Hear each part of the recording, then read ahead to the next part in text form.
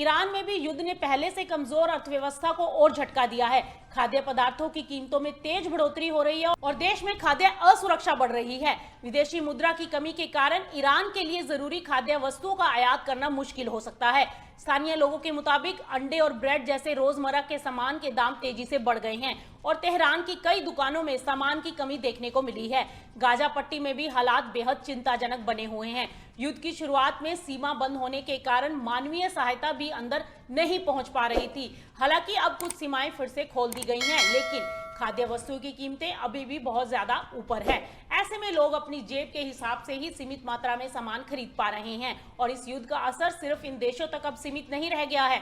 Iran के आसपास चल रहे संघर्ष के कारण होर्मुज से गुजरने वाली शिपिंग भी प्रभावित हो गई है और ये रास्ता बेहद अहम है क्योंकि दुनिया के लगभग 1/4 फर्टिलाइजर की सप्लाई इसी रास्ते से गुजरती है और अगर ये सप्लाई बाधित होती है तो ईंधन की कीमतें बढ़ सकती हैं, उर्वरक महंगे हो सकते हैं और इसका असर वैश्विक खाद्य कीमतों पर भी पड़ सकता है। खाद्य और कृषि संगठन FAO का कहना है कि इस युद्ध का कृषि और खाद्य सुरक्षा पर पूरा असर आने वाले कुछ महीनों में और साफ दिखाई देगा। इसीलिए अंतर्राष्ट्रीय समुदाय को स्थिति पर नजर रखते हुए प्रभावित क्षेत्रों के लिए अतिरिक्त सहायता और राहत योजनाओं की तैयारी करनी होगी।